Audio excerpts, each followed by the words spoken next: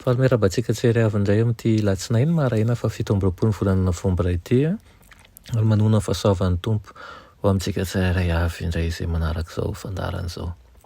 Alohan'ny hidirantsika ny amin'ny mofinainan'io dia hivavaka isika.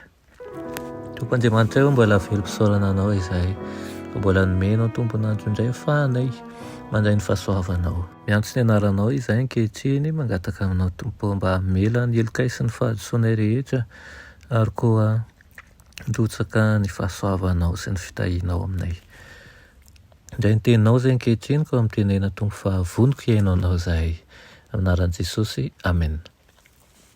Lohatenin'ny mofinainantsika androany dia manao hoe mpanampy mandrakizay. Nalaina amin'ny Salamo fa 7:100 manao hoe lehibe ny tompontsika sady be hery, tsy hitalany ny fahalalany. Amen. Marobe no mihevitra fa tsy manintona ny fivavahana katolika ary ny fanompoam-pivavahana atao ao dia mamona aminay na ozy izy ny olona fa tsy misy heviny fa adisoana nefa izany. Na dia miorina amin'ny fitaka zany fivavahana kristianina sasany dia tsy famitahana mitavozavozo zany. Fotoan-dehibe izay anisany mahatalanjona indrindra ny fotoam-pivavahan'ny fiangonana Romanina. Ny fisehoana ivelany izay tsara tarehy sy ireo fombafomba-pivavahana manetsiketsika dia manaitra ny fahatsapan'ny olona ary mampangina ny feon'ny fieritreretana.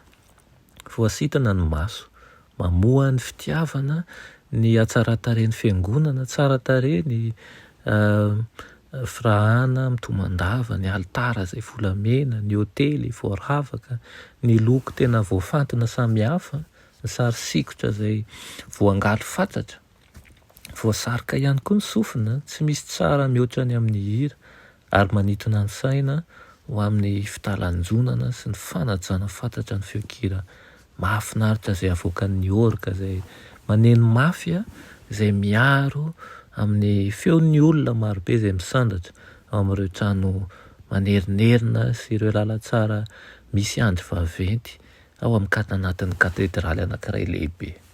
Porofon'ny fahalovana ao anatin'izany famirapiratana sy ny fisehoana ivelana ary ny fanompoam-pivavahana izay manao tsinontsinona ny fanirian'ny fanahy marary ny fahotana izany. Ny fivavahan'ny Kristy dia tsy mila zava-manintona marobe tahaka an'izany mba narahan'ny olona azy. Eo amin'ny fahazavana izay mamirapiratra ny hazo fijaliana no ahitana ny fahadiovana sy ny toetra mahateo-tia izay ananan'ny fivavahana kristianina tena izy. Ka ny haingo ivelany dia tsy manao fa tsy ny anakona ny tena tombam-bidiny marina.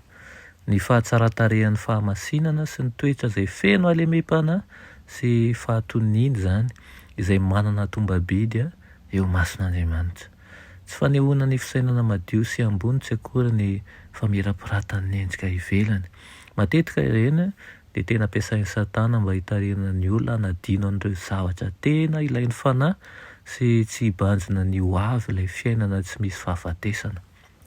Ampiasaina ihany koa ireny mba hamiliana ny olona tsy hanaraka an'ilay mpanampy mandrakizay ary koa tonga azy tsy velona afa-tsy ny amin'izao tontolo izao ihany. Raha fitinina ny tiana ho ambara amin'ity maraina ity dia aoka isika hanafaka ny mety fandrika sy sarotsarana amen'ny Satana eny amin'ny toerana rehetra manodidina ka mba ahafahantsika mifantoka mandrakariva ny amin'ny tena vaindondra raha dia ny fitiavan'Andriamanitra, ny sorona nataony, ny fanavotana nataony ary koa ny mpanjenantsika ny amin'ny mandrakizay.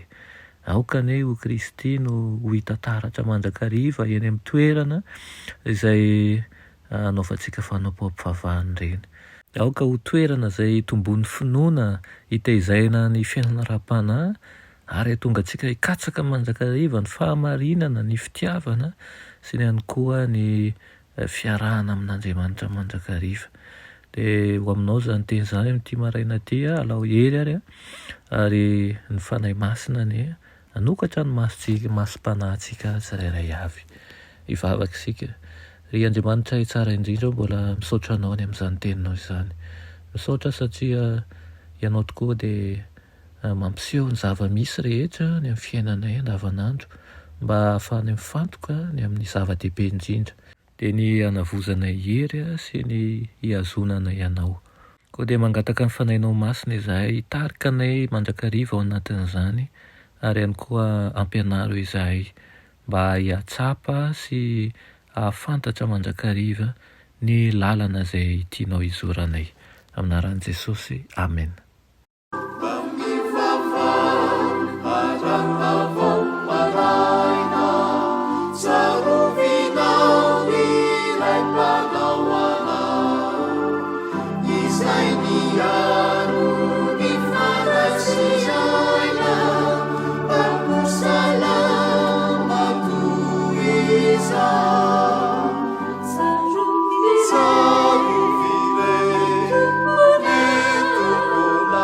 Sarviaro